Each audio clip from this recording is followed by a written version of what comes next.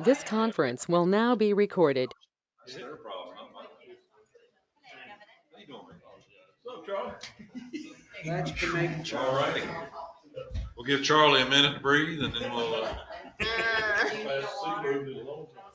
cut your microphones on, and we'll call this meeting to order. It is a budget meeting. It's very informal, but we do tend to still adhere by the rules of our meetings. Thank you. So yeah, make sure you got your phones ready to go, and we'll just go ahead and get a motion to adopt the agenda as it is. I'll make a motion. Second. Okay, all in favor? All right, thank you, gentlemen, ladies. And a brief general comments, Frank. Okay. Obviously, you guys got a detailed presentation at the meeting last week, and you've had the book now for about 10 days or so. I hope you've had a chance to look through everything. Behind tab number 2, there's a lot of just different summary information. If you don't look at anything else in there, that'll give you a pretty good feel for what's going on in the budget tonight or for next year. In particular, I just wanted to point out pages 14 and 15. There's a quick summary there where I literally just try to present the whole budget in like 2 pages so that someone could look at this and get a good understanding probably within about 3 minutes just to know what the budget's all about. On page 15, you can see that's really the key changes. If you were comparing the current year budget to the new year budget, that kind of tells you where everything's happening in there. So I just wanted to point that out to you. Lots of other information in there, how much some sample tax bills are, the history on the tax rate, the authorized positions, the fund balance, several other things in there. So I just wanted to point that out to you. So that's really all I wanted to say. We do have the budget on the town's website. It's been on there since the Thursday before your board meeting. We also have a hard copy version in the front office too, if the public wants to look at that. So it's available for you. That's really it. I look forward to talking with you tonight and listening to your thoughts and your comments and questions about the budget tonight, and hopefully move you through the process as efficiently and effectively as I can. So thanks. Thank you, Frank. And next up, we have public hearing. And Mrs. Holtz.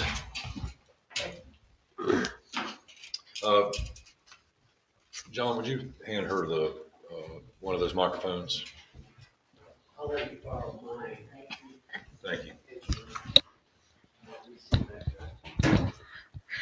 Thank you so much. I was struck by the fact that the revenue from the town boat ramp is almost equal to that which the town receives from the Powell Bill Fund.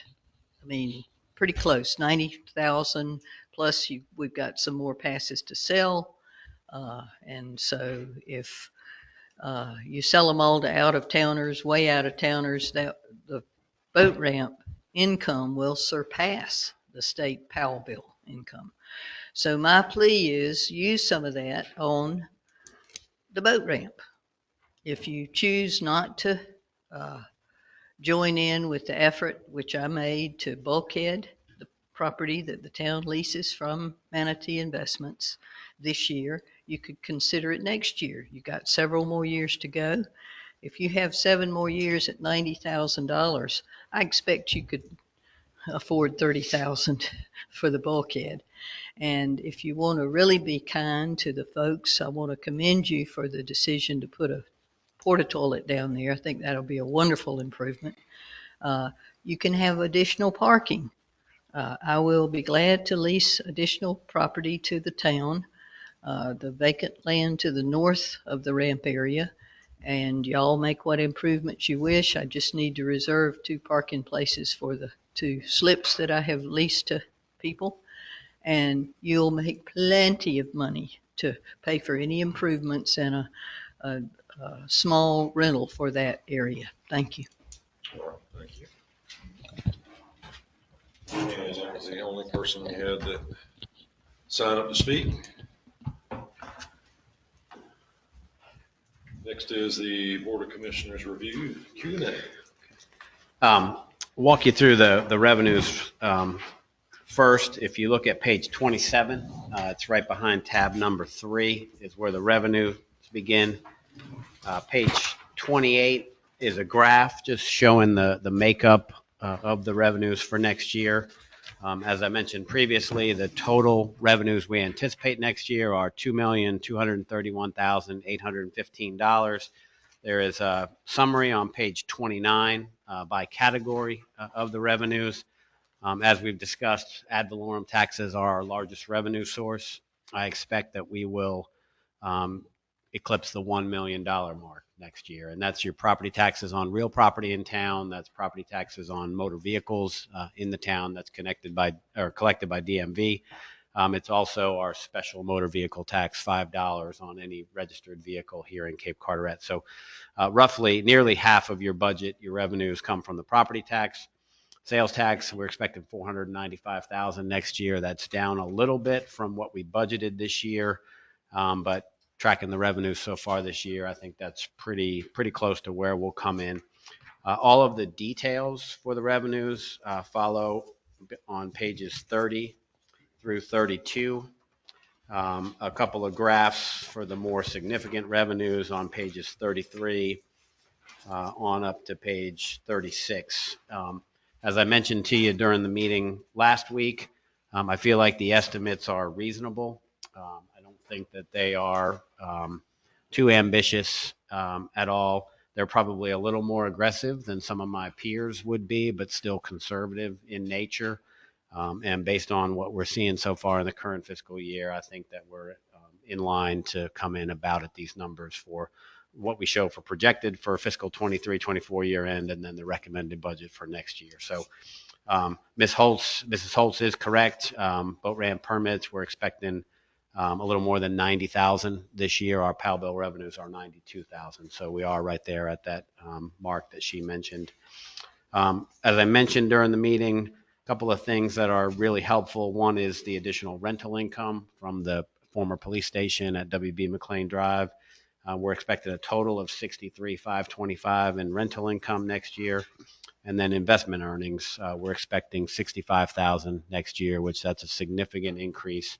And that's a result of us placing our idle funds in basically two investment pools that are tied to the federal funds rate. So as I mentioned, the estimate is $2 million of idle funds and a 3.25% return over the course of next year. We're currently earning more than 5% now. Your guess is as good as mine on the rates over the course of the next year, but it looks like they're delaying and slowing down the rate decreases. So I think that's a reasonable number for us to anticipate right now. Other than that, there's no appropriation of fund balance for next year's budget.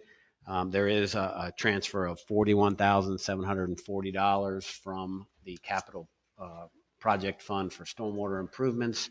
Those $41,740 funds are tied to some one-time expenditures that we'll talk about as we go through each of the various departmental budgets. So with that, I'm happy to answer any questions you have about the revenues, but I feel reasonably confident in the numbers for next year, for the current year and for next year. So. I think it's such a smart idea to put idle funds in a savings account, yielding better than 0.25%. I mean, it's the only thing. That's the only protection we've got to hedge against inflation, and I think 5 is about as good as you can get really anywhere. So I think that's really smart for us. Yeah, right now it is.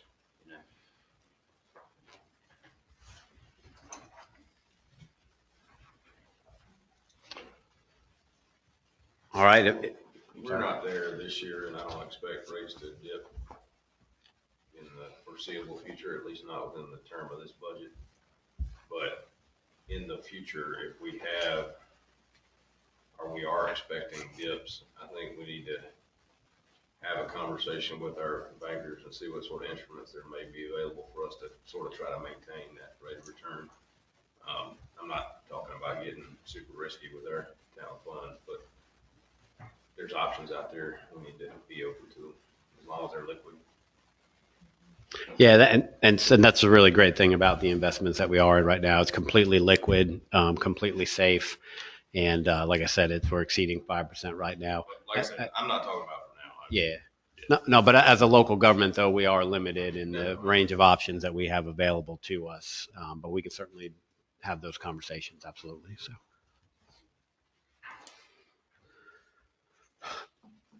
All right, if there are no other questions, I'll move on to item B, governing body. And so beginning behind tab 4 are all the details on the expenditures.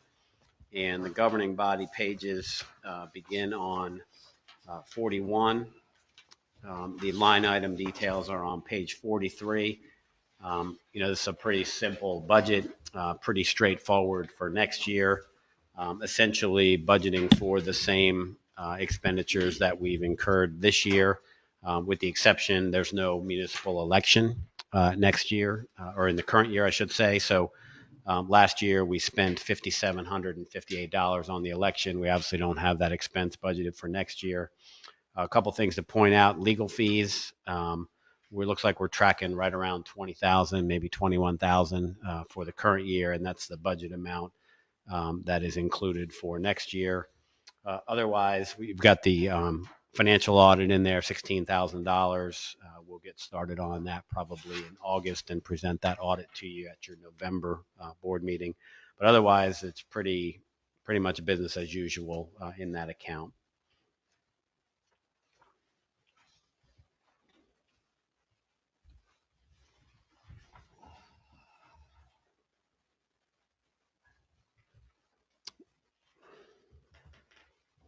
Okay.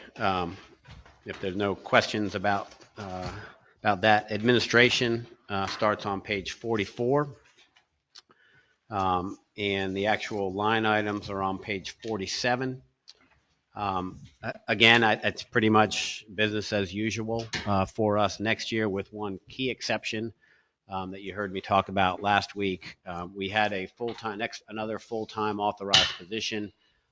When we started the budget year, we have eliminated that position and converted that to a part-time position. That wound up saving approximately $40,000 that has been reallocated among the various expenditures you see throughout the budget. In administration, some of the key things, we use this really to account for some organization-wide expenses. For example, all of our information technology, all of our digital business tools, our website, our MuniCode, we have some third-party accounting fees that are included in here, so you can see those. They're about halfway down the page. All of our internet expenses for the entire organization. So when you look at that number, it has a lot of the organization-wide expenses in it. We also include the tax collection fees in there. So Carteret County collects the taxes for us, and then we pay them a 2% collection rate. And so those funds are included in there as well. Other than that, it's pretty much business as usual for administration next year, with the exception, again, of that position that I mentioned to you. Plan on doing more traveling this year? No, I don't think I traveled anywhere this year. See, it went from 1,000 to 2,000. I just thought maybe we were going on a road trip or something. Which line are you looking at, John? Travel, lodge, meals. Travel, lodging, meals. Yeah, so we budgeted 2,000 for the current year. I think we'll only wind up spending about 1,000 this year. I put 2,000 in there for next year. It's really available for, I know, but it's for training opportunities that may come up for our staff and administration. And occasionally they'll go to Wilmington or maybe New Bern for some things, and maybe even once in a while to Chapel Hill or Raleigh. But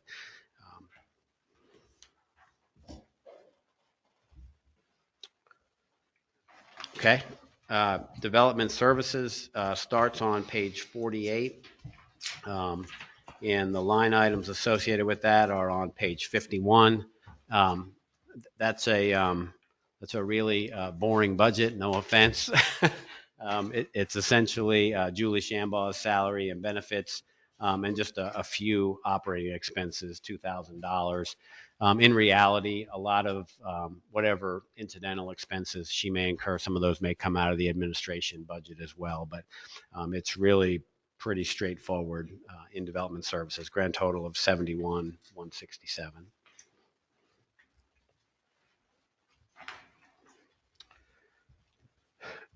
The big one, police department, the largest one, starts on page 52, and the line items associated with the police department are on page 55.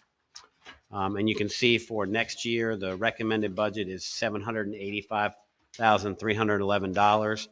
When you look at that sheet and you look at it in the bottom right-hand corner, you'll see that there's an increase of 53,417 over the current year's adopted budget. That's a little misleading because if you look up about 4 or 5 lines, you'll see that the enterprise fleet management has been reduced all the way down to $2,000. So that's part of the strategy that I explained to you last Monday night about essentially paying off the leases for the police vehicles early. So if we do pay those off early, which we'll talk a little more in depth about that later, the police department budget increases by 53,417. If we don't pay those leases off early, we will need to add that $50,000 back to the police department budget. And so that real number for the police department will go up to around 835,311 if you decide to take that approach going forward. Anyway, it's a long-winded way of saying the police department's the largest budget in the town. It is also the budget where most of the resources, the additional resources, are invested for next year. And I think that's consistent with your priorities for the town, certainly consistent with my goals for the police department going forward. I mentioned to you the school resource officer last week. Just want to, again, confirm that that position is included in the police department budget. However, that position will be reassigned for community-wide patrol and response activities. So the full salary and benefits costs associated with the officer currently filling that role still in this budget. It is fully funded. We'll reassign him to normal or traditional patrol and response activities. As I mentioned, the revenues are not there from the grant from the county and the municipal contribution. So this has 7 full-time officers included. None that are assigned as a school resource officer. And then additionally, there are significant salary increases in here for the police department. We would provide a $4,000 increase for each officer. That would enable us to take our starting salary for law enforcement officers up to $50,000 next year. And I went back and looked even further back. Before I arrived here, the starting salary for a law enforcement officer was right around $33,000. And so we've made a significant investment in law enforcement salaries over the last couple of years. And I think we're going to probably need to continue to do that to stay competitive for staffing with other agencies. But that starting salary is at $50,000. There's $20,000 in here for part-time salaries. Chief Silva is trying to bolster our part-time ranks. And so I'm glad we've got 2 officers that are pretty reliable, and we are scheduling them a minimum of 16 hours a month in order for them to maintain their certifications and status with us. So other than that, some of the more significant things in here, there is $28,000 for fuel for the vehicles. That's tracking pretty closely with what we've been experiencing this year.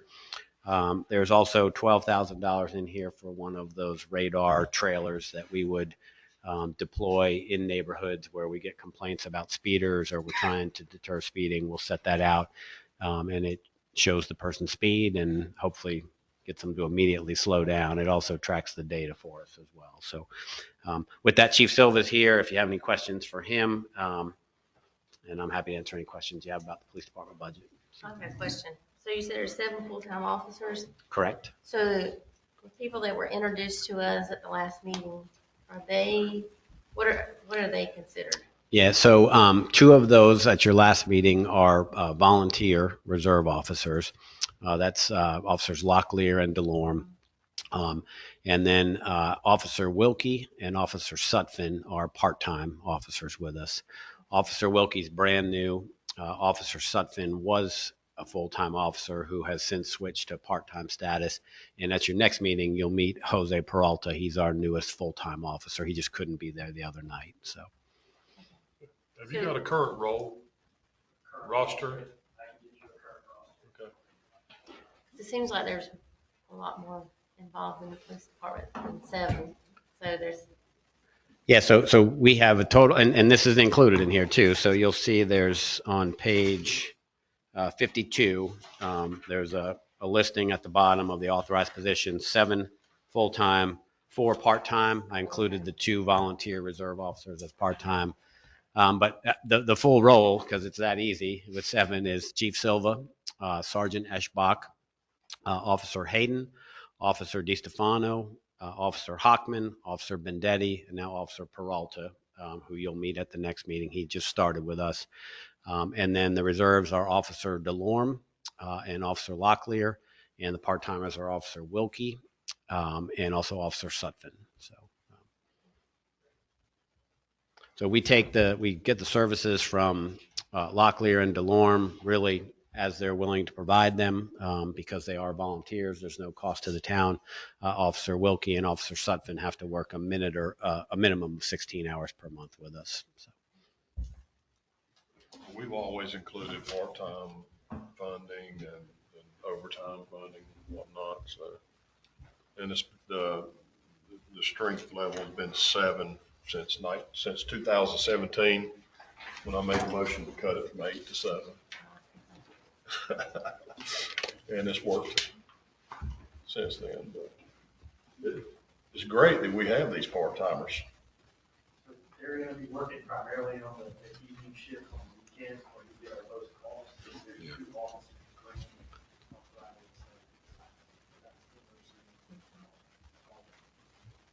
so. I'm glad to see them.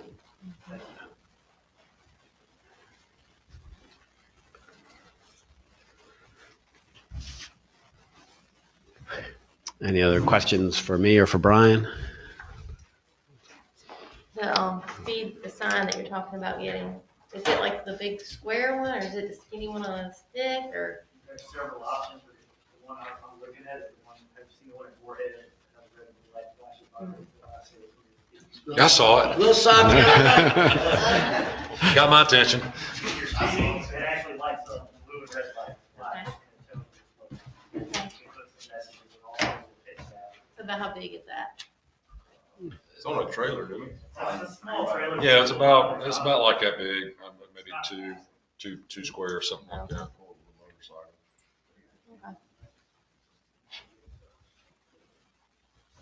Okay. So you can see it, it's not like, No, it will be very. visible. Yeah, it will be when that blue light goes off. Especially at night. Okay. Really bright. It like gets a your attention. Viewville, it's like, okay, Yeah, it's a little Sneaks thing up on, on you, yeah, uh-huh. thing on the stick. This is something that's been discussed since I've been a commissioner, and I'm glad to see it come to fruition. We need it. Yeah, they work well, right? You see that They thing do. and then you immediately slow down, right? So, Yeah, I do. I mean, yeah. especially one in some of the little towns like Beulaville. One in Beulaville. that As soon as it counts- slows down, it's right there. Counts down. Can't slow believe down, y'all slow are down, slow speeding. down. Then Letting thank you. that thing go off. Well, that's how I calibrate my, make sure that my speedometer's right. I'm only doing 58. Oh, I guess I'm going more than that. Yeah, I'm glad to see that too. I mean, I think that is the best way to sort of, patrol it. That's not even the right word, but that way you don't have to have an officer. sitting Yeah, right it's there. an unofficial Yeah, officer, so to yeah. speak. Yeah. Extend our resources. Yeah. Can you get one that takes a picture of the license plate? Damn, I think I heard that question already. I prefer one that shoots paintballs, that way you can find them and get their attention. Frank, on the cars, how many Yes. cars, or Chief, how many cars do you currently have, including the Tahoe? One unmarked Dodge, one Tahoe, and 7 marked patrol cars. Yeah, and there's a listing of all the vehicles for both police and public works. On page 78 is police and 79 is public works, so that's all You know, there. Frank, you're right, I saw that this weekend. Theirs are used by reserve officers, and then used by officers with their cars and services that can swap out. So Friday and Saturday, reserve officers. Yeah, well, Or you have your part-time officers, a $20,000 recommended budget. Does that include your reserve officers' budget? The reserves are volunteering. They volunteers? They volunteer, and they're volunteering 8 hours a month. That is what we. That keeps them, their current credentials. Hold their Okay. certification. We're not gonna hold it for free, so they're gonna come in here and work 8 hours a month in an administrative capacity. They're receiving officers, one's completely retired out, and they'll provide that training for us, community watch program for us, stuff that they have experience doing, number one, but also keeps their certification, keeps them in law enforcement. The two part-time guys are road officers. They're gonna be working the road, they'll be radar certified, they'll have all the other training that the full-time guys have. Okay. But, and then that 20,000 covers 16 hours every week. So your reserve is strictly administrative? Okay. Yeah, we used to have a volunteer administrative secretary. Yeah. Way back. Years way back. Maybe I'll get another one applied. Well, that's up to you. I like the free labor myself. Yeah, at least maybe we can get them a gift card from Jersey Mike's or something.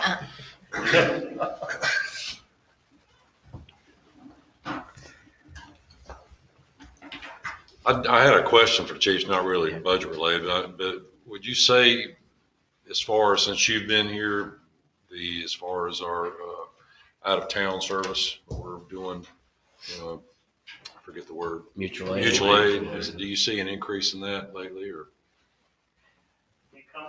It's an ebb and flow. Some weeks we get a bunch of calls and we don't get it. So, I think in the last, what I did the first stat, Quarterly. Quarterly is 21 calls. That's 21 calls in 3 months. Okay. And then we requested assistance from Emerald Isle, we requested assistance from Sheriff's Office.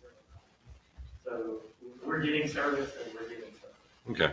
Does all your mutual aid calls go through the operations center? Yes, Just they have to go through the operating center. Just curious. Okay. If they come in over the phone, then the officer will call communications and let them know. It'd be nice to know in the future how many mutual aid calls that we're getting help from Emerald Isle with the county. Kind of see what the balance is. Nothing budget related. But Yeah, just curious. I did have a woman who had a situation where our guy showed up first in Cedar Point, and they were very complimentary about the officer that handled the situation, not so complimentary about the county guy when he showed up. But I felt that was nice to know that, hey, you're doing a great job even outside of town. And we do assist highway patrol with the rest of the stuff. We're gonna need their assistance if we have a budget. Working together. Good deal. Thank you, sir. You're not mutual aid in Maysville anymore. I've never been to mutual aid. I don't think. Well, your previous chief was. Had a mutual aid agreement with Maysville. Ask Eshmont. They did. I'll go into it. Not sitting here, but We talk about that later. they did. They had organized traffic stops up there that our officers were up there instead of being here. Yeah. Just letting you know that.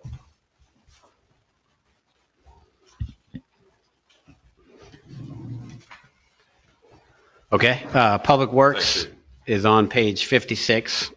And the actual line items are on page 59. This budget includes funding for the 3 positions that we have currently, Ryan Hutchinson, Adam Littleton, and Todd Larson. All of the salaries and benefits associated with that. It also does include some salary enhancements for 2 Public Works employees who are on the verge of securing their commercial driver's licenses, which I hope that they will secure those probably within the next 4 to 6 weeks or so. And that'll be a great benefit for the town, for those as individuals, but for the town, it'll give us the ability for all 3 Public Works staff to operate the brush truck going through town. Other than that, the Public Works responsibilities are really spread out across several different budgets that are in your book here tonight, but the actual Public Works budget is on page 59. Again, it's pretty much business as usual, maintaining the same services, the same quality and standards of service. One thing that is included, if you see the street sweeping line item I mentioned to you last week, there's $9,000 in there for street sweeping. We believe that will cover 6 sweeping events next year. We're currently on a 4 times per year cycle going forward. So those additional 2 street sweeping events were another $3,000, and they're included in there. Other than that, again, and the vehicles for the police department, or I'm sorry, for the Public Works Department are also behind tab number 6 as well, and as well as all of our heavy equipment and some of the other mowers and things like that. So, Can I ask Ryan a question? yeah, absolutely. Please do. Ryan, is there anything that you think you're gonna need within the next couple of years, machinery wise, that you don't have? That excavator we just purchased was probably the biggest thing on my list of big machinery that we want. There was one thing in mind, it's nothing too major, it's around like $10,000, spend something, because I know we're getting ready to finish the kit car trail, hopefully sooner than later. It's just trying to keep that in mind as far as getting that on a regular maintenance program with our guys on it, weeding, editing it, something that goes as far as like a stand-on blower machine. Blow all the grass. Think they got over there? What's that? Think they got over them a while? Yeah, something like that, where it's something that's, right now we just have backpack loaders, you don't want to walk 3.4 miles and blow off the trail, something like that would be helpful. That's on my next wish list piece of equipment that would be beneficial to the town and everybody who uses the trail. When I go past Cedar Point, they have a machine, looks like it's a Yeah. pitcher. Yeah, they have, I forget exactly what that machine's called, but it's like I looked into it, I forget exactly what it's called, but it's like a multi-purpose machine. It's like a tractor and all the different attachments for Yeah, it. I just It's curious. neat. I've looked into it, I just don't know if it's worth the expense. I know they're pretty pricey. Yeah. For something like that, because we can make use of what we already have to do those types of things. We done? Or even, I don't know, and later on in the future, or maybe like a sweeper itself to go on, either like a bobcat or something. Yeah. Like an attachment for our equipment. As far as our bulk equipment now, we're in very good shape with what we got. Thought I'd ask, thanks, Frank. Speaking of brand new shiny excavators, I don't see any increase in the maintenance budget. Are we accounting for additional maintenance for our new equipment? Yeah, I think that we are. We have a warranty on the new equipment that was just purchased a couple months ago or so. So that'll be under warranty if there's anything significant. I believe it's a 5-year warranty, if I remember correctly. So. It's 4,000 an hour for 4 year, 4,000. And what does that cover, like drivetrain and hydraulics? Every Or? major component on the machine itself. National Equipment Dealer will come pick it up, bring it down to Greenville. The only small maintenance stuff on it would be, I need to look at the spec book now, but since it's brand new, just having to change some oil on it, maybe some hydraulic fluid, but as far as the major maintenance aspects on it, we're pretty good. We're definitely using the machine, but we're not using it 8 hours a day, 300 days a year. So that's good. We're not putting extreme wear and tear on it. So We just need to make sure that when that warranty goes out, that we are prepared, because I don't know if you've ever had one of those It's hydraulic lines go out. all That's the what I was time. gonna say, the hydraulic lines is your biggest thing that'll go bad. One thing that's bothered me for years, Ryan, and long before you came here, is the fact they're using the old Vermic Russian-made backhoe to lift people with. It's not a human lifting device. You follow what I'm saying?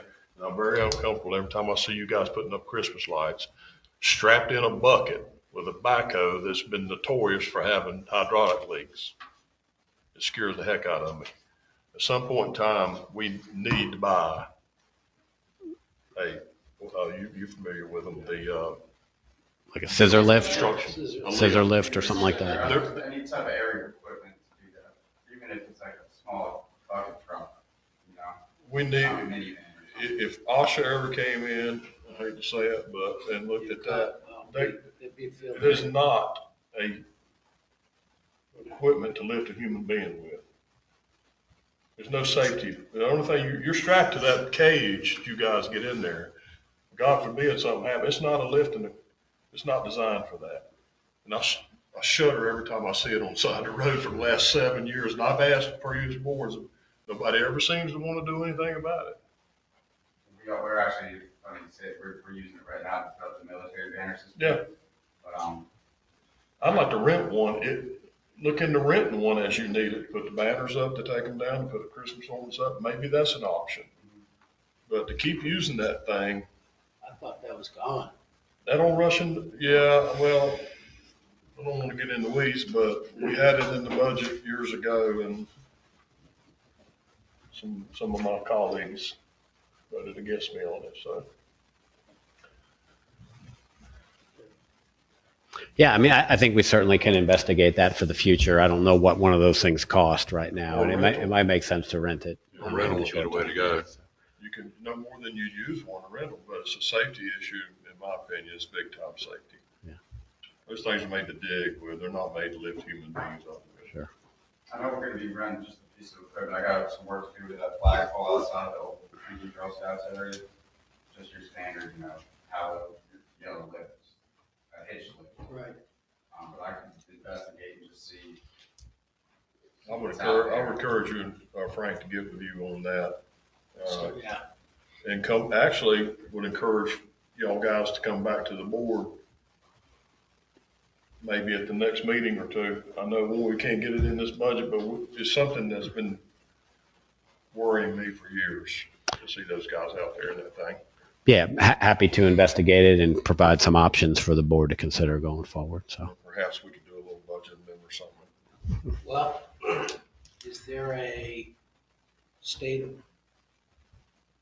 plan that you can apply and maybe get a state rate for equipment rental? Like from United or Sunbelt or? Then for purchases, yes, I haven't looked into the rental. for Well, state that's what I was getting to, because they had the state contract for the new machine. Right. Maybe, you know, and you never know, we might need to rent equipment sometime down the road for hurricane pickup stuff. Sure. You know, probably the cost of the machine would probably outweigh the usage you would get, so probably renting one would be the option. Yeah, plus with those machines, you got different levels of certifications. Oh, yeah. The bucket has to be inspected and done every year as well, so. But frankly, And you're only using it a few times a year, I think the rental would be the way to go. Just make sure we have a fund in the rental aspect to cover that. well, I'm sure we could do some tweaking for that. Because I would hate, God forbid, anything happen to one of our employees, and that'd be a nightmare. And Yeah. one more thing, Ryan, I know you talk to Frank about this all the time, but as we grow, your department's getting more and more and more put on your back. Are you okay with your staffing level as we speak? Yeah, I'm okay with that, as we speak. Okay. Absolutely. If there wasn't any start to get any pressure on us or anything, I'd certainly voice my opinions on if we had some certain concerns. But right now, I think we're good. Okay. See, maybe sometime in the future, at least maybe a seasonal employee or something like that. But right now, we got a solid 3 guys and we all work together very well. Right now. We have used in the past, we've used seasonal employees, we use prison labor, we've done a little bit of everything to try to get by as cheaply as possible, but you increase your pickups, you're doing more and more and more, so. Just ask that you do some forward thinking on that, so you don't come to the board and say, we need them now, and we start backing up. Yeah. So, because it got to go in the budget. And it's clearly not going in this one. Right. When you mentioned the sweeper, is that something that, what's that do? You said something about a sweeper?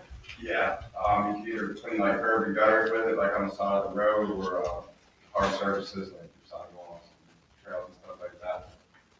Is there any Unless you use a blower limitations? on that. I'm Is sorry. there any limitations with the DOT, like certain areas we can't touch in the highway or? As far as like that type of Uh-huh. equipment, I need to do some more investigating. I just know there's different types of attachments. That's just what the first one that kind of came to mind. Okay. I don't know how efficient it would be to be having that machine on the side of the Right, highway right. or anything like that, Okay, compared to a sweeper truck. Right. Kind of more protected and get bigger areas. okay. I don't know all the terminology on all that stuff, so I'll Yeah, clarify. questions?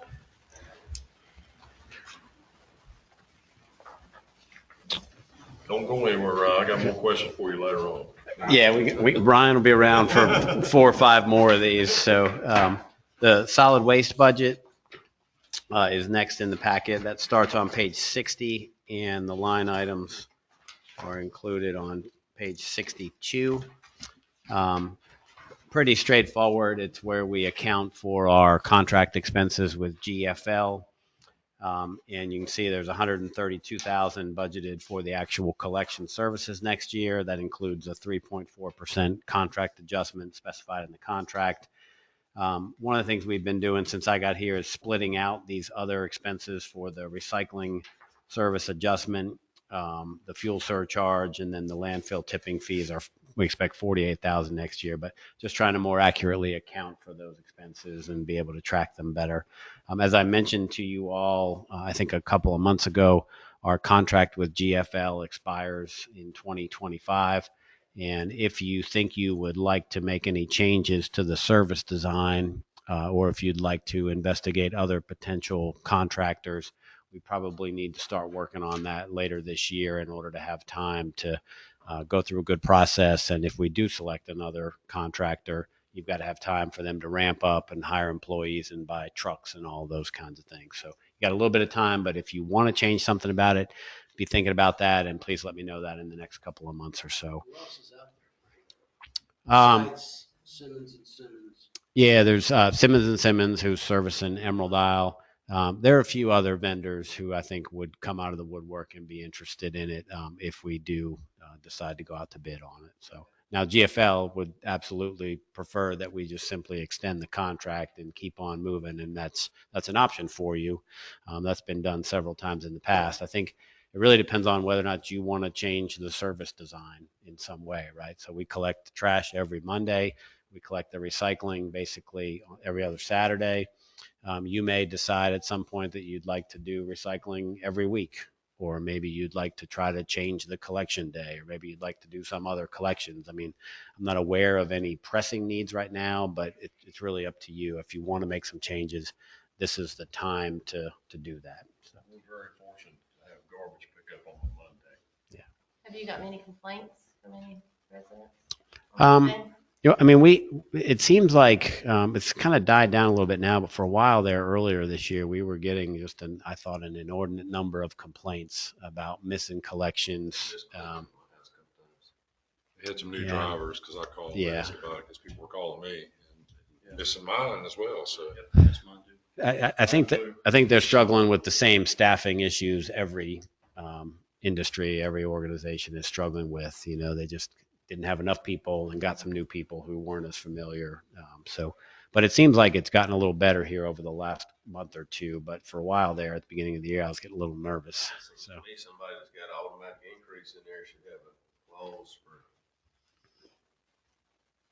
a threshold of mistakes where they don't get their increase. Yeah, well, one of the things that we started doing is we're starting to track the number of complaints now. So when you get your report each month, you'll see the number of complaints that we get in there. Heather, you were going to say something? If your trash or recycle gets missed, please reach out to us because I'm trying to keep a log, and if I don't know who's hasn't been picked up, okay, so let people know. then Yeah. the number's really low on my log.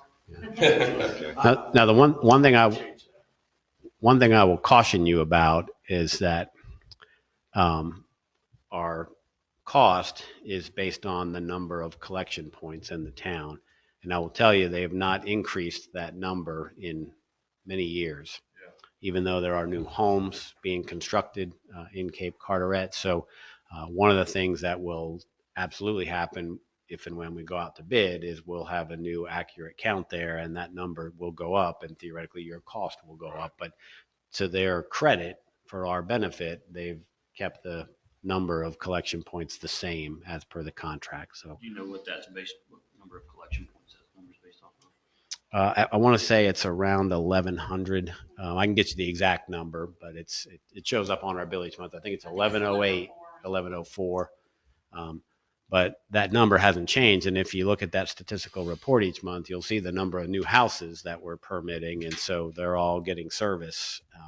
And we've also added a few of the commercial customers here in the last year or so too. So I say that really as a way of just making you aware of that, but also thanking them for being kind to us in that sense. So the other big thing that you'll see in here is the vegetative debris disposal. You'll see that we've got 8,000 budgeted for our disposal fees. So we do that 6 times a year now. Ryan and his crew collect the debris. we take it to a disposal site that's owned by Sunland Builders off of 24. And so that's what that expense is there. Otherwise, it's kind of business as usual. I mean, those are the big things that are in there.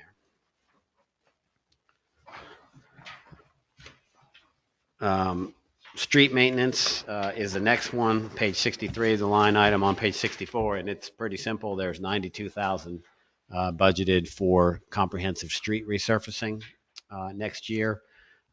We're focused on Old Cape Carteret. You've heard me say before that I hope to do a mile per year. This is not going to get us a mile next year. We just did a mile for about $130,000. So I think depending on what street segment we select for next year, worst case, it's at least enough for half a mile. Best case, we may be able to get 3/4 of a mile, give or take, out of it, depending on how we structure the contract. This last year, we were able to get a full mile because it was a whole straight shot. It was all of Pine Lake Road, and that's more efficient and more cost effective for us when they're doing a long stretch like that, as opposed to bouncing around to different streets or different blocks. So, and that number is tied exactly to the POW bill revenues that we expect to receive from the state. So.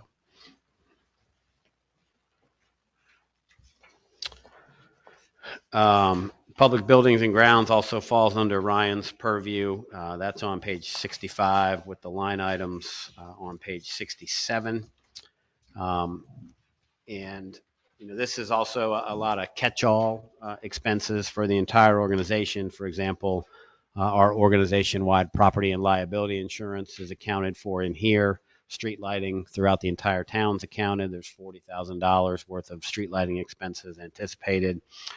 Some other catch-all line items, the $10,000 for building repairs and maintenance for unexpected things that may come up, $5,000 for signs, banners, flags as needed if we need to replace a street sign or a no parking sign, things like that. The $9,600 that you see for utilities, that is strictly the utilities on the building at 204 WB McLean Drive. So those lease agreements with the Girl Scouts and Cult Life, we pay the utilities for that. So we account for that here. The utilities associated with the town hall building are in the administration budget. So that's what that is. And then, as I mentioned, there's $10,000 included for Christmas decoration improvements. At your meeting in February, you suggested maybe trying to procure the supplies and the materials and have Public Works come up with something. I think at the moment we're probably thinking of some sort of nice Christmas tree shape with lighting on it that we can display maybe out here at the 2458 intersection or maybe any other prominent spot in town. But there's $10,000 there. We've got to figure out exactly what we're going to do with that going forward. So grand total $92,270. So.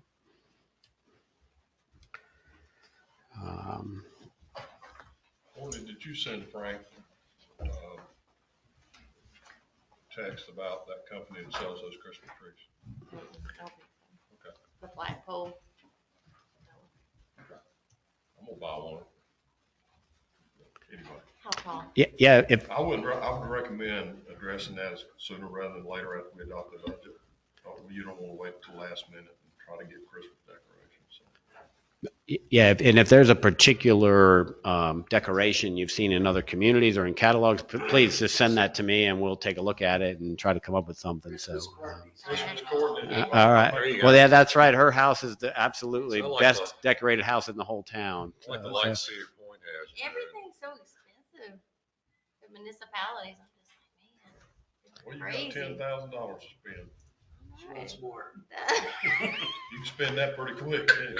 No, it's already spent. Okay, so much more. But if you have suggestions, please pass them along. So, I'll show you what we're looking yeah, I think when we talked in February, we had some pictures of those fake Christmas trees, the larger ones, and you can get one of those for roughly in the $10,000 range, all lighted and stuff like that. Ryan's great, and his guys may be able to come up with something even better than that at a lower cost. So. Show up in your shop in an elf outfit. And at. a welder. Let's go to New Come on down. Parks and Recreation is the next one that starts on page 68. The line items are on page 70. The most notable items included in here, we do have 20,000 for the fall festival again. We wound up spending right around, maybe around 18 or 19,000, I think, on last year's event. The boat ramp lease is in here. I have 18,000 budgeted for next year. There's an inflation adjustment included in that. It'll probably be a couple $100 less than that. We pay the lease quarterly, and we also pay the property taxes on the property. There is 20,000 included in here for a new bulkhead at Easy Street. As I mentioned last week, we still have not received a decision on our grant. If we receive that grant, this 20,000 will be available for the board to allocate in whatever way you would like going forward. In reference, I've been talking with Mrs. Holtz about possibly leasing additional space for more parking at the boat ramp facility, just to the north of the boat ramp area on the north side of the little cut there. I will probably present an option for your consideration at your June board meeting to take a look at that. Still working through some of the details on that, but if that's something you'd like to pursue, I believe we could probably finance that through additional boat ramp pass revenues. And I think we could probably add anywhere from maybe as many as 50 parking spaces there. Maybe I think at least 40, 50. Probably that's the high number, probably conservatively somewhere around 40 spaces I think we could fit in there. And it depends on how you actually lay things out. But I'm still working on that, and I'll probably present that to you at your June meeting for you to think about that some more. So, yeah, other than that, that's the Parks and Recreation budget. I got a question. Yes. Fall Festival, $20,000. How much in donations did you get, Barbara? Last year? We are right at 10,000. Yeah. So you're looking at, it costs us $30,000 to put that on? No. It costs us 10,000 from the sponsorships and 10,000 from the town. What costs us $20,000 to put that on? I'd be happy to get you the full list of everything, Just throw some. Yeah. So, it's a wide variety of things. It was the trackless train. It was the BMX show. It was the bouncy houses that we had. The musical entertainment is a big one. We purchased special insurance policies for the day, just that basically supplement the general liability we have through the League of Municipalities. I think the total expenses wound up being somewhere in the 17 or 18,000 range. I'm happy to get the whole list for you. But you obtained 10,000 in donations. Sponsorships. A little bit, a couple $1,000 maybe. Yeah. Yeah, and we're already starting to bring in the sponsorships for this year already. So Sean's been hard at work at that so far, and so did I forget anything major other than entertainment, music and stuff? So I'd like to see a breakout. yeah, I'll be happy to get it for you.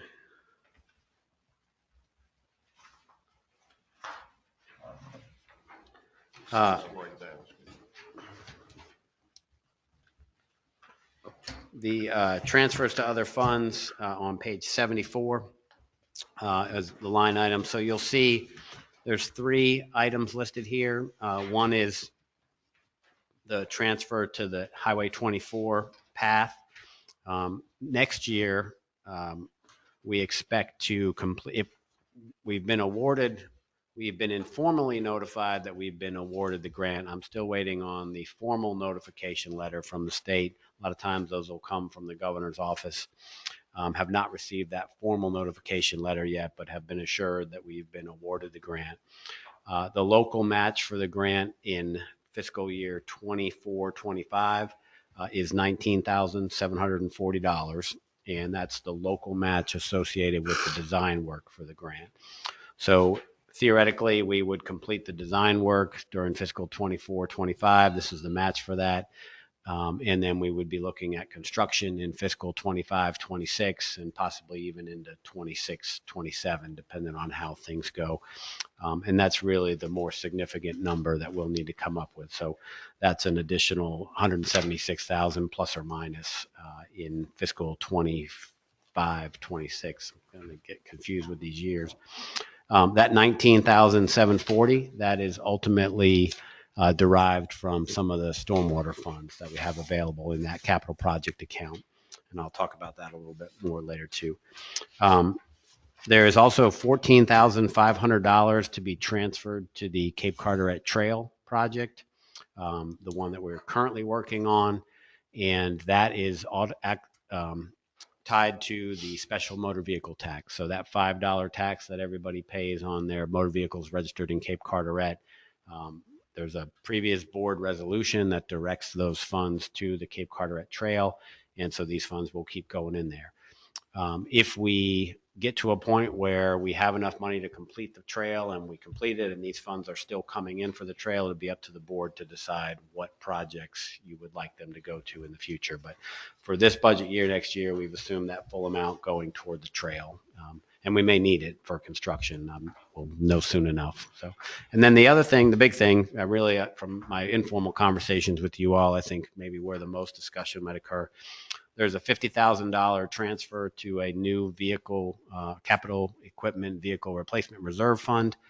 That $50,000 would be set aside, and there would theoretically be capacity there each year to add another $50,000 per year to that. And then eventually we would draw from that to replace police cars, public works vehicles and equipment, and potentially even new equipment if the board had an interest in anything like that. That $50,000 is derived from paying off the existing remaining capital leases through the enterprise fleet leasing program. So as you heard me say before, we owe about $111,000 on the outstanding police vehicle leases. The recommendation included in the budget for your consideration is to appropriate approximately $111,000 from general fund balance. If that's something you would like to do, that would be on your June board meeting agenda, and that would occur in the current fiscal year. That would pay off the remaining lease obligations through the enterprise fleet leasing program.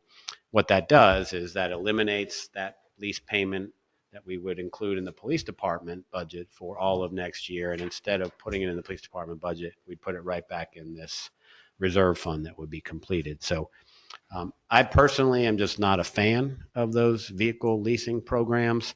And really at its core, it's really just a high interest debt financing instrument, in my opinion. So, but How much is a new police car? yeah, so probably somewhere in the neighborhood of once you add in all the lights and the radios and all that kind of stuff, we're probably looking $45,000 to $50,000. I'd say Or maybe a little more. Yeah. Yeah. So what's that? We're gonna need 7 of them? Eventually. You may, $50,000. yeah. And the good news is they're all in good shape right now, but when it does come time to replace them, it's a big expense. And what I've always done in my career is set my organization up on a plan where we would just budget a constant annual expense. And so each year we might spend $50,000 a year on vehicles or $100,000 a year on vehicles, and then just stagger the replacements going forward. There's no interest cost associated with that. We know we're buying them anyway. So it really just depends on what your preference is going forward. But the leasing program, I mean, their goal, and I get it, if I was in that business, I'd do the same thing. They want to get you hooked in and dependent on that, because that big nut to crack that you just mentioned, it's easier to just say, oh, well, we'll just lease them. It's only a portion of that cost. All right, so what's the average age, Chief? 3 years of our vehicles? Probably 3 years out of the vehicle. But how old are our vehicles now? Yeah, They're all so in fairly good shape. I think the oldest one's probably close to 60,000 miles. That would be So- our charger. so if you look at page 78, there's a list of all the vehicles we have with the approximate mileage that we have on them and also the year that they are. So for example, our last vehicles that we bought in 2022 cost $44,000. That was the fully outfitted cost. That was 2 years ago. So I think you need to assume at least $45,000 to $50,000 for the next ones that we replace, and maybe more. But you can see that we've got a 2017, 2 2020s, 3 21s, and 3 22s. So if we were to pay off the 100 and whatever thousand, 111, I think was the correct number. That's right. we would own all these vehicles? So there's some, practically speaking, yes, we will own all the remaining equity in the vehicles. We still have to honor the remaining lease term associated with it, but we would be entitled to whatever equity is in these vehicles, but we won't technically own them until the term of the lease expires. The term of the lease expires when? So 3 of them expire in 24, 25, and the other 3 expire in 25, 26. So I'm gonna guess the 21s are gonna be 24, 25, and then That's correct. 25 and 26 are gonna be the 22, so we're looking at That's correct. 4 to 5-year-old vehicles with 75,000 miles on them. And actually, I may have misspoken. Let me look at something real quick. I may be off a year. I think what we all need to be looking at here, what sticks out in my mind. You got a 2022 Dodge Charger with 42,000 miles on it now. Yeah. How many miles is it gonna have on it in 7 years? How many, your lowest one is 7,000, which I'm assuming that was parked because we didn't have full staff. That is not an issue. You average mileage per year on your cars, chief. I know you got people living everywhere, but 25,000? I think that would be high for some. And the previous chief told this board many, many times, 100,000 miles was it for one of those cars. Yeah, they're not. So you're looking at 4 years, but you're talking about a 7-year. This needs some discussion. That's why we went with a leasing. That's exactly why the previous board went with leasing. Yeah, so let me just correct something. So I misspoke when I answered your question. So 3 of them are up in 25, 26. The other 3 are up in 26, 27. So.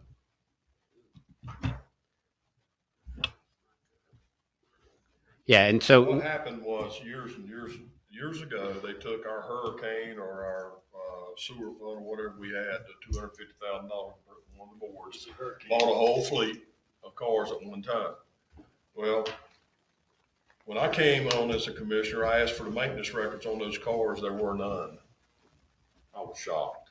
No maintenance records, period, on those cars. We talked about a capital outlay, capital plan, but at that time, they were wearing out. So we were forced. We had no other option but to enter that We were lease. beating those cars. So, Of course, I remember. We can't get off the merry-go-round if we don't plan to get off the merry-go-round. Planning to get off the merry-go-round is fine, but you're looking, my question is this. How many miles in 7 years is the lowest mile vehicle that we own now going to have in 7 years? And it's not going to last. So $50,000 is not going. Got it. yeah, and believe me, I don't pretend to tell you that that's enough, but you have to start somewhere, and this is a strategy to get us started on that. We're setting up future boards for some bad decisions, some bad times here. We got to losing the boat ramp in 2031 that we're counting on the revenue, which we probably should never do that, but we do. And this situation right here. And the last thing I want to do is leave this board knowing that future boards are going to have that kind of headache on them. But do I know the answer? No. But I do know that we were faced with this same situation just a few years ago. Will you remember? That's right. The only thing we could do was lease. And we based it a lot about what MLI was doing at the time. Yeah. Yeah, again, it's a reasonable policy decision for you to make. The approach that I favor is instead of paying that built-in 10% interest rate that they're charging us for these vehicles, I would rather just budget enough each year to replace 1 or 2 vehicles and avoid that expense. But from a short-term perspective, and if you've got no other choice, it makes total sense. I just happen to not like it. So. Well, and another thing too, the older the cars, the more your maintenance expense goes up.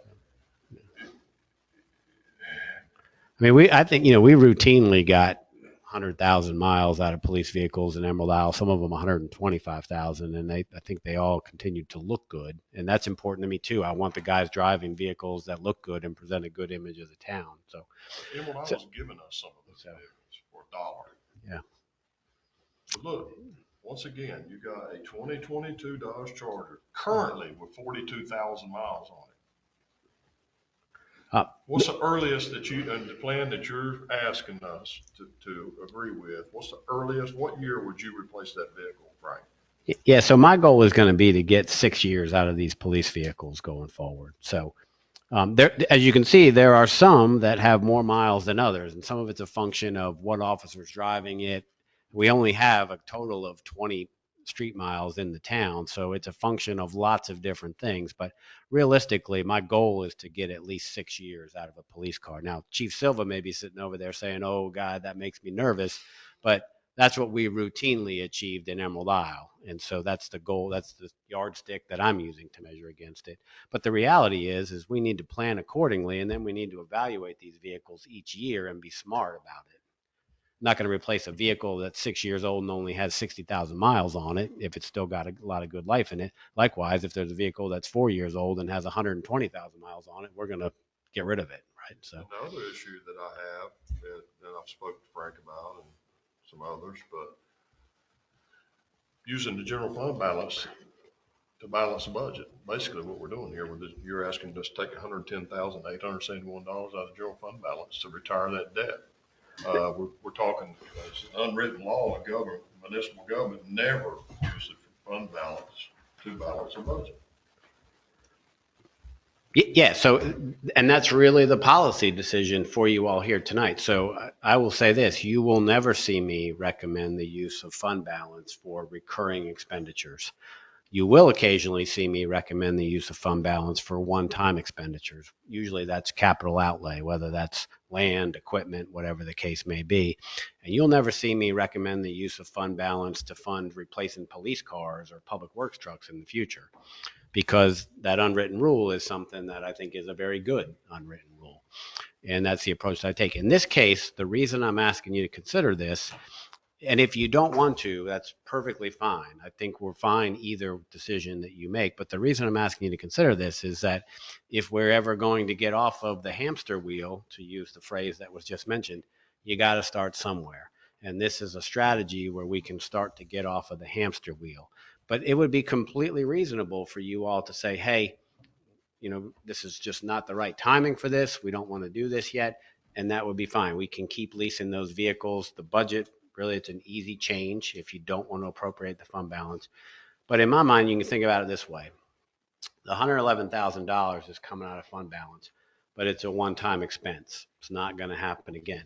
You can also look at it from the sense that I'm talking about spending $111,000 from fund balance in the current year to get us set up on the right plan going forward, or at least a better plan going forward. And you're putting 50,000 of it right back in the fund balance is really what you're doing. It's kind of a gimmick, to be honest with you, an honest gimmick. I mean, so that we can start to set aside funds to replace these vehicles.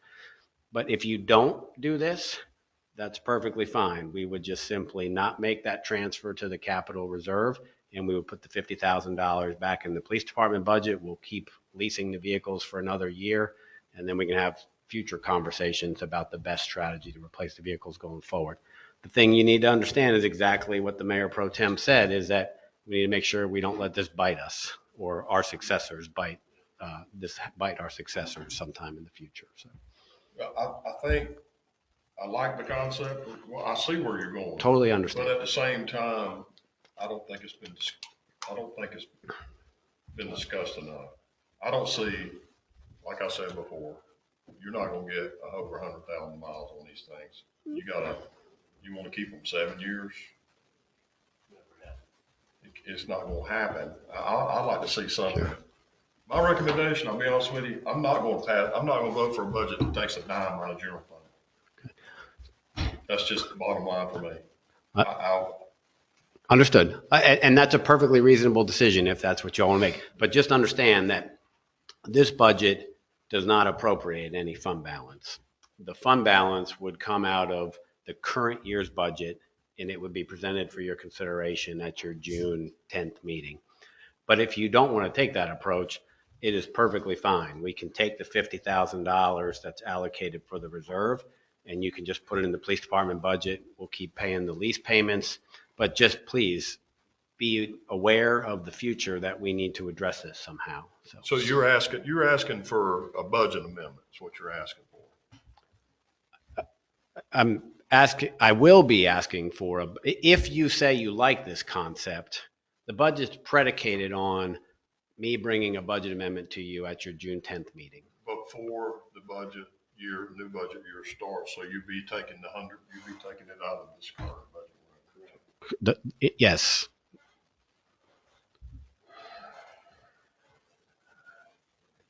And I knew this was going to be an item of concern for you all, and I intentionally structured it so that if you want to do it, great, it's good to go. If you don't want to do it, it's a very easy change to make. We just continue the lease payments, and if you like the rest of the budget, you don't even have to change anything else.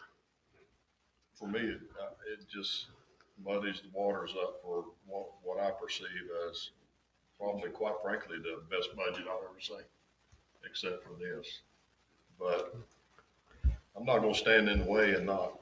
I'm unhappy with it. But Well, it is your budget, so collectively. I'll vote for it because I got the sense that my colleagues here are probably going to, but it's not good. I know it's not going in good. But you're talking about the police car aspect of it. Yeah. As far as the budget that we have here, that's really sort of separate than this. Well, it's incorporated in the budget discussion right here. That's right. That's a bad scene, I guess. It shouldn't. So I think we need to have discussions on what is the solution of the police car situation. I mean, some of these, their mileages are really high based on the year that they are, and I think Steve's right in that we don't. Maybe it was pushed into the lease too quick. Maybe we need to talk about what is the solution on what are we doing with police cars for the future, and really get a good solution down before we just decide to take $100,000 and pay off the lease and then go from the lease to something else. How about this? Yeah. Frank. Steve's concerned about it very much looking like we're balancing the budget with, and I understand your argument. Is it too much to ask for you to put together a projection, a schedule for the next, let's call it 7 years, as to what it would look like if we decided to do this, to pay off the lease? And it doesn't have to be the final answer, but plug the cars in. This is going to be the expenditure, probably not in year one. So coming out of the theoretical $100,000 in year two, probably starting there, like what that looks like. And then if that looks good to us, then we can discuss that. Yeah. So I got a I question would like too. to just That's what I'm push saying. this aside. No, that's what I'm getting at, is that we've Adopt the budget. pushed that away. Yeah. Adopt the budget, and if he Then can he come back at a if he later can date. come back in June while we're still on the other budget, then Budget. if he has the information, wants to put forward a budget amendment, then we can discuss it with the actual information in front of him. yes. Does that make you more comfortable with? Then we can do a budget amendment. That's what I'm That's saying. what I'm saying. That's what I'm saying all along. Yes. This should never have been put in this discussion. Okay. Understood. It's an unwritten law. Elected officials do not discuss general fund, taking money out of general fund and the budget at the same time. You know that. So I respect your position on it, but different boards have different approaches. I respect your position, and it's pretty much in line with what my philosophy is as a town manager. But fund balance is a frequent conversation in every budget discussion by every government organization going on. So but to answer your question, Charlie, absolutely can put together a schedule. The other thing I would say, there's no urgency to this decision, right? Like you don't have to make this decision tonight. You don't have to make it in June. I mean, we've got time. I just want to get it on your radar. I want you to be thinking about this because, The longer we wait, the more it's gonna cost us. well, that's true. The vehicle prices are only going to go up, but I just want us to get a good plan in place going forward. If you say to me that, hey, you know what, we still want to lease the vehicles going forward, we can do that. You have the capacity there to do that. Just know that you're basically just financing them. You're taking on debt to buy the vehicles and you're paying a higher interest rate than we could get by just going out and borrowing the money from an institutional investor. But So I want to be clear, like, I tend to agree with you in terms of getting off of this hamster wheel. Like, I don't like large debts like that, or especially not large lease payments. But if we pull it from here, we have a schedule, we can sit down and talk about at our next meeting. Sure. And it doesn't have to be the exact schedule, but it Yeah, shows no, that's fine. balance. Yeah. This vehicle's getting replaced in this year. What's what it, rough estimation of the balance. So we have it all sitting in front of us. Yeah. And then we can talk about that decision. so It's been a 7-year plan, yeah, so here, whatever you're gonna do. I mean, in very, very simple terms, what that plan will say is basically replacing one vehicle per year, right? We've got 7 of them that stay on the road, and we'll generally replace 1 per year. Now, some years it might be 2. And I've done drafts of the plan. I've written a million plans like this over the course of my career, and I've done a draft of something here, but I'm still trying to sort out everything and how we're going to pay for it and that kind of thing. So here's what I would suggest to you. If this is causing consternation among even one of you, or maybe multiple members of the board, I would say let's put the $50,000 back in the police department budget. You can consider the budget with that. If you want to make a change in the future, it's easy. We can change it in June. We could change it in November. We could change it a year from now. So there's no urgency whatsoever to this. And I want you all to feel comfortable. It is your budget. You are the leaders of this town. The people picked you to exercise good judgment. So if you want to make that change, it's a very easy change. But just know we got to figure this out at some point. I'm not going to speak for everybody else, but I would like to see that proposed schedule. But I would not like to push this discussion way on down the road. I Understood. agree with Charlie. I don't like I'm with these. Charlie too. Yeah, But what about rotating the vehicles out? Do y'all have like when you have a car that has low miles and you got one getting high, do y'all rotate them out? Or are they assigned to an officer? Or how's that work? Yeah, so typically what would happen, and what I expect will happen with whatever our plan ultimately says, is when we start to get a vehicle with higher mileage on it, we'll convert that to a reserve vehicle, and then we'll buy a new one, and then we'll just continually take the best of the old vehicles to be the 2 reserves and kind of cycle them through like that. Cape Carteret hasn't done that because Cape Carteret has the lease program, and they're all brand new. Like there were 3 of them 2 years ago, or 3 of them 3 years ago, and 3 of them 2 years ago. So My recommendation is just pull it out so we can get the budget clean. Yeah. Yeah, please bring, I want to see sooner rather than later. Will do. Sure. And if that's a budget amendment, I'm happy to make that, I'm happy to consider that, and I will consider that.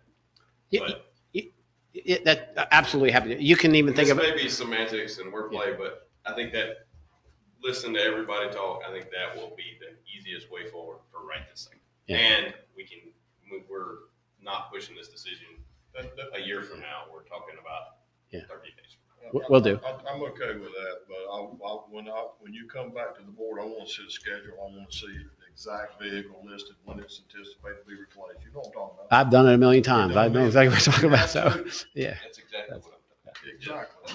The sooner the better. And I find this cleans that budget up for me Okay. tremendously. Fair enough. I'm fine with it. All good. yeah, and I agree with all of that. I agree with that too. Yeah. I mean, again, another way to look at it. So number one, with the proposal that was in the recommended budget, I'm not even talking about spending that $50,000 this year. I just want to make sure you understand that. The whole goal was just to set the $50,000 aside to start. So I don't expect, honestly, I don't think you're going to replace a police vehicle for at least 2 or 3 years, maybe even a little longer. So 2, I'll be disappointed if it's 2, but we'll see. We'll have a friendly wager. That's So. good. You may have enough to replace 2 vehicles off the get-go. Yeah. Which that's what you might do anyway. But from what I'm seeing here, I was in that business, by the way. Yeah. I know. So I see what's getting ready to happen, and it's not good. Yeah. And here's what I will say to you too. 50,000 a year is not enough, but you got to start somewhere. So, and I want you to know, I fully recognize that, but you have to start somewhere. But you're saying you 50,000 and 50,000, you foresee 2 years before you replace the vehicle, you're going to have $100,000. I think so. Buy 2 vehicles.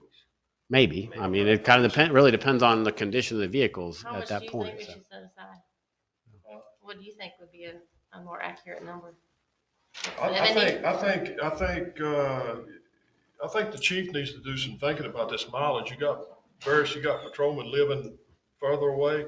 You can adjust just by this, the mileage, rotate them. I know they don't like that, the slip seat and whatnot, but you got new officers coming on, you can handle that. You know what, it's all to benefit the town.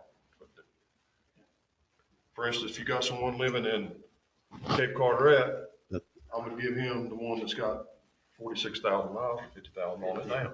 If you got somebody living in Beaufort or somebody where you come from, yeah, you know what I'm saying? That would extend the life of them tremendously. But I'm okay with that. All right. All good. So then it seems like what I hear you saying is make this change, put the 50,000 back in the police department, and then work on a more detailed plan to present to you at a subsequent. So Not we'll do too a far budget, off. then we'll do a budget amendment. Sooner the better. Fair enough. That's the proper way to do it. I'd like to see that in June. I don't know if I can have it for June, but I will get it sooner than later for you. So. A lot of fault needs to go into that. A lot of fault. It's just a small fleet, but. So that's it for the general fund. And so on page, let's see, real quick, on page 76, there's a projection of the 2 capital project ordinances for stormwater improvements and for the Cape Carteret Trail.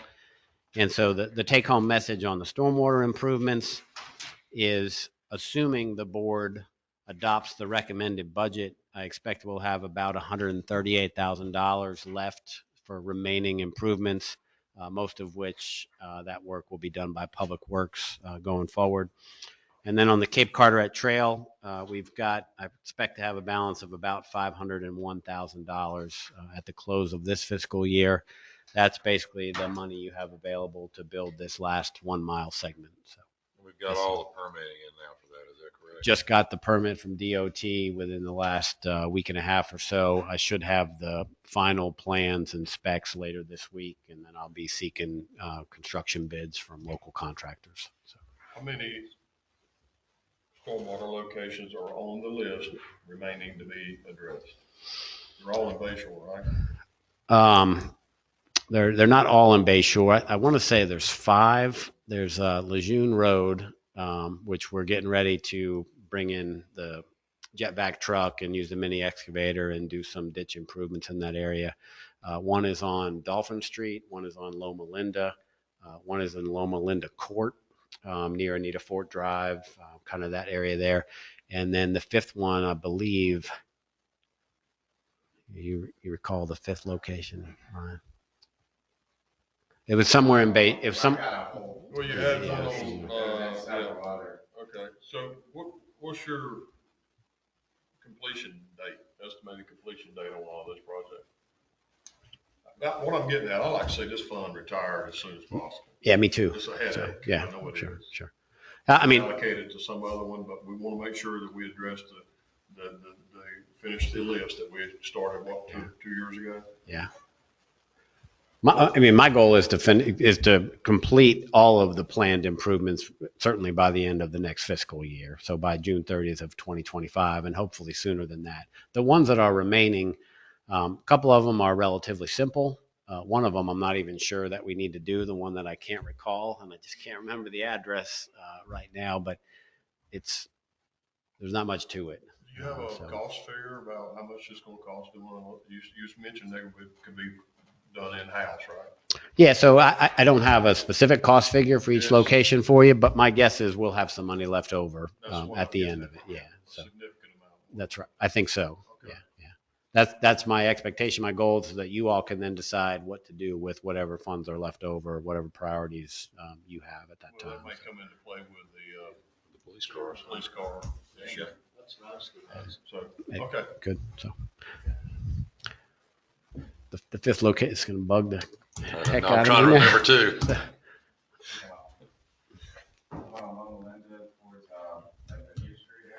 No, I had that one. So there's Loma Linda, there's Dolphin, Yeah. there's Anita Ford and the Loma Linda Court. There's Lejeune Road, and it was one of the streets in Bayshore. I can't remember if it was Easy Street or if it was. Anyway, I'll get you a What list. about So one over in your area there? That's the Loma Linda. that's the one I was talking That's about. behind Yeah. me. So all of your neighbors put pumps and whatnot in. Well, we went together because the town wouldn't do anything. It was more important for them to support some other issue. But we got together and we bought our own pump station and put our own pump station in. And that's my concern is now I've had one neighbor move out and then I got where the pump station is on this guy's property. So he sells and he's 92 years old. You know, something could happen there. And so there might be some alternatives there rather than having to do anything. Just have the town take that pump station over would probably be an answer. So Yeah. your issue's on the list. Yeah. Okay. It's absolutely one. It's one of the four that I mentioned. Yeah. Make sure it actually should have been higher on the list, in my opinion, because I know. Well, I made sure it was on the lower because I didn't want to look like the mayor was getting favoritism. Oh, yeah, I mean, yeah. And like I say, we'd already resolved most of it. Yeah. The biggest problem coming, we lost power. And then we trying to get the generator out there to crank it back up. And my neighbor lost his AC unit and it flooded his basement and all that. Not the basement, but under the house. Yeah. The former mayor just didn't ask for it, but it got paid in front of his house and he called it. Yeah, I'm totally different than that guy. So these are the remaining funds. I hope that we will build the trail later this summer. I hope that's enough money to build the last mile segment.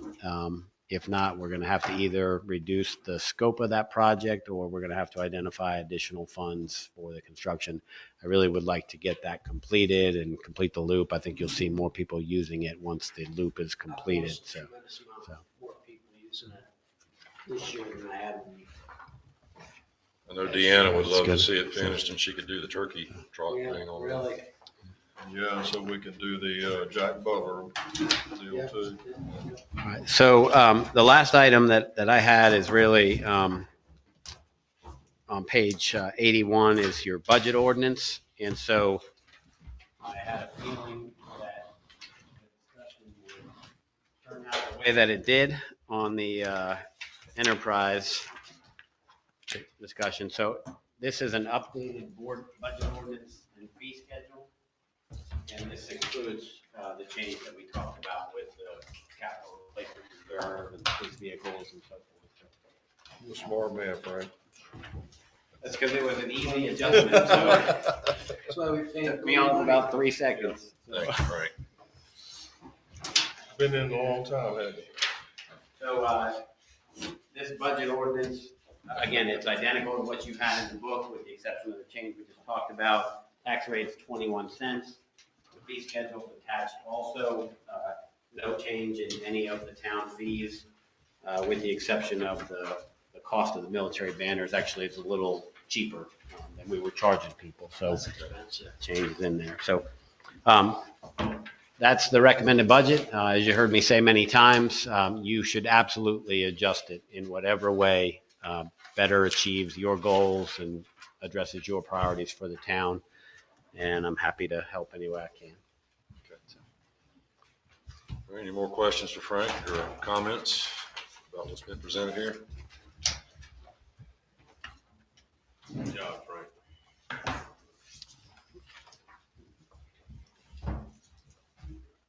Is there, other than the change that we talked about on the police vehicles and the leasing and so forth, are there any other changes that you would like to make to the recommended budget? About 200,000 for Christmas decorations. Damn, you said you wanted 20, not 200. Mayor, I'd like to make a motion to adopt this budget as presented. As amended, with the amended? Yeah. Yes. Okay. All right, is there a second? John seconded it. John, I'm sorry, I didn't hear I'm you. sorry, Will. That's my bad. No. All right, any more discussion? I want to compliment Frank on doing a great job. I do too. Yeah. Like I said earlier, probably, it is definitely the best, well thought out. Frankie listened to all the commissioners, did a great job, you and your staff. Let's give you kudos for that. Thank you. All right, all in favor? Okay, now do we need to do a, Need a hang on, we gotta separate do motion the, for the fee schedule. yeah, the fee schedule, that was also, so we need a motion to approve the Motion fee to schedule. approve the fee schedule as presented. Okay, second, Second. all in favor? All righty. Well, I just want to say thank you, Frank. Thank you to the staff. Awesome job. I have nothing but great things coming from people. We're a small town, but I was telling somebody the other day, to be a small town our size, you know, we're Mayberry with 2,000 people, but to have the services we do, the 21-cent tax is just unheard of. And there's a lot of towns right now wishing they were in our position and had their police force ready to go. And I bet they're wishing they'd have chose wiser years ago. Well, we've been very, very fortunate, Will, that we acquired Frank. Yes, sir. And Frank has been working real hard for the last year and a half to clean up a lot of issues that were left by his predecessor. He is tolerated as well. Yeah, but he's led us well too, as well as Yes, tolerated. that's right. Don't make his head too big. He won't have that pay increase. Look at, he's smiling. He's got it He's made. blushing. Look at, He's got he's it turning made. red for God's sake. He's got it made. And Heather, everybody, just a great job. Chief, you got what you asked for. Thank you very much. Would love to see some police cars in my neighborhood from time to time, just to see we're still on. So Charlie, I think Charlie said that he wanted to make a motion. To adjourn. All right, is there a second? Second. All in favor? Aye. Thank you. Thanks, guys. Thanks, everybody. Late to the meeting, the first one we're gonna get out. That's what I like about it. Yeah. I'd have been more impressed if he'd have bought some beer or something, but